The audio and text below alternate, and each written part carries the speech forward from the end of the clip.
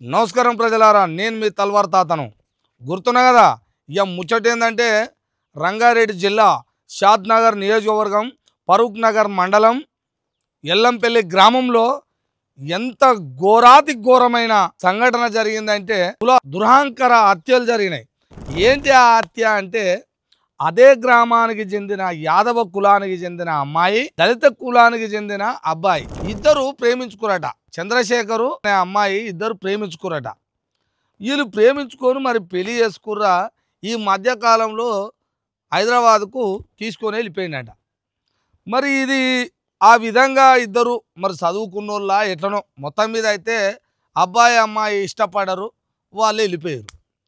అయితే అదే గ్రామంలో మరి ఈ పిల్లగాడు తీసుకుపోయిన వాళ్ళ అన్న ఉండట. అంటే వీళ్ళ నాన్నకి నలుగురు కొడుకులు, నలుగురిలో ఈ నాలుగో వాడు తీసుకొని పోయిండు. నాలుగో వాడు ఎవరు? చంద్రశేఖరు.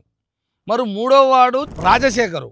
ఈ రాజశేఖర్ అనే అబ్బాయిని ఈ అమ్మాయి వాళ్ళ నాన్న వెంకటేషు, యాదవ కులానికి చెందిన వెంకటేషు, ఏమిరా దళితుడు నా బిడ్డని తీసుకొని పోతాడరా నా కొడక అని ఆ పగ కసి పెంచుకొని ఈ రాజశేఖర్ అనే అబ్బాయిని 12వ తారీఖు నైటు 11 గంటలకు ఇంటికి పోయి బలవంతంగా ఇంట్లో నుంచి లాక్కపోయి బలవంతంగా గుంజుకపోయి ఏం చేసిరు, బాగా ఊరవతలకి తీసుకుపోయి కొట్టి స్పృహ కోల్పోతట్టు కొట్టి మతిస్థిమతం లేకుండా చేసి కాళ్ళు చేతులు కట్టేసి నవాబుపేట చివరిలో అటవీ ప్రాంతంలోకి తీసుకెళ్ళి కాల్చి పారేసిరట.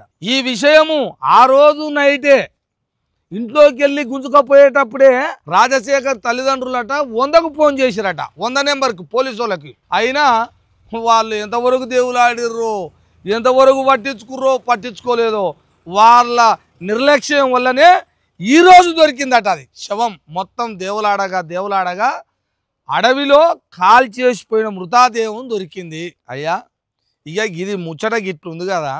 నేనేమంటా అంటే, సరే ప్రేమించుకున్న అమ్మాయి అబ్బాయి ప్రేమించుకురు, పెళ్ళి చేసుకురు, నీకు కులం అడ్డం వచ్చింది కాబట్టి కులపిచ్చిన నా కొడుకులకు కులమే చూస్తారు.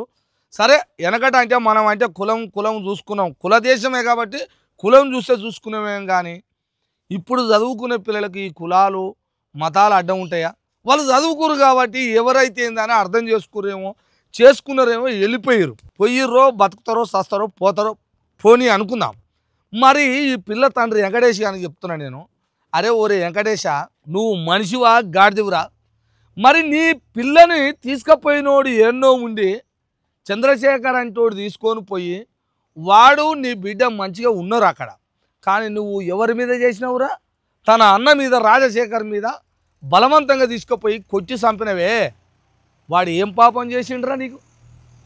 ఏం పాపం చేసిండని? చేసింది ఒకడు, చంపింది ఒకడిని.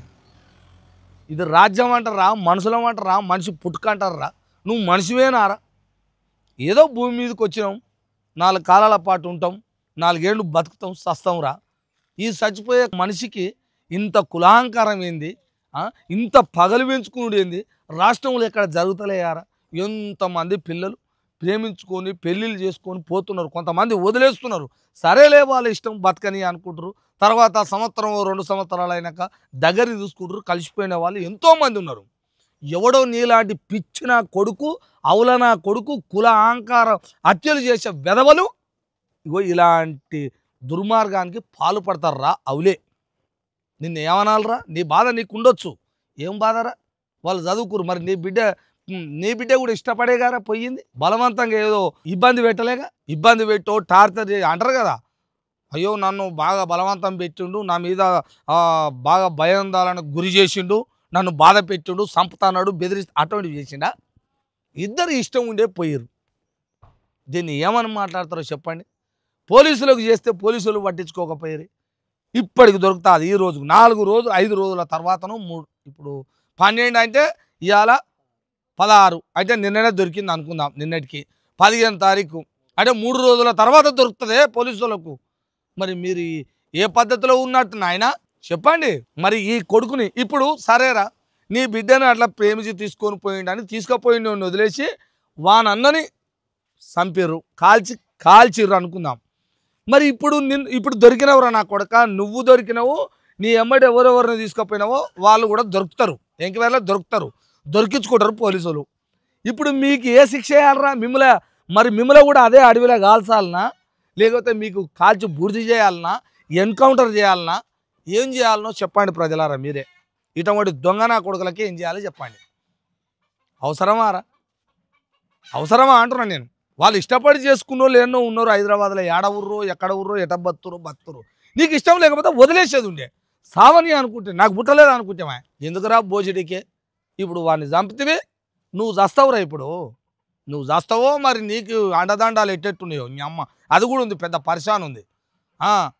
ప్రభుత్వం అండదండాలు, నాయకులు రాజకీయాలు చేస్తారు కదా శవాల మీద, మరి వాళ్ళు ఉండి వెనక, ఎందుకంటే అక్కడ ప్రేమించి పెళ్లి చేసుకునేది దళిత కుటుంబానికి చెందినోడు కదా అయ్యా. అది కాబట్టి మరి ఇక దీన్ని ఈ ముచ్చటని ఏ దారి పొంట తీసుకుపోతారో, ఎటువైపు తీసుకుపోతారో, ఏం చేస్తారో చూడాలయ్యా. ఇది ప్రజలారా, ఇక మీరు కూడా చూసి చెప్పురు ఇంట్లో మరి ఏం చేయాలనో ఎట్లా చేయాలనో. వీన్ని ఇట్లా చేసినందుకు దారుణంగా అక్కడ కాల్చి సజీవ దహనం చేసిరాడు తెలుసా. పానం ఉండగానే కాల్చి చంపారంటే ఈ దుర్మార్గుని వెంకటేష్ గారిని ఎమ్మడి పోయిన కొడుకులని ఏ విధంగా ఎన్కౌంటర్ చేస్తారా, చంపుతారా, అదే అగ్గి పెట్టి కాల్చిస్తే తెలుస్తుందా నా కొడుకులకు. నా భాషలో అయితే అట్లా చెప్తున్నా, మరి మీరు ఎట్లా చెప్తారో చెప్పాలని కూడా తెలియజేస్తున్నా. చూస్తూనే ఉండండి మీ తల్వార్ తాత టీవీ.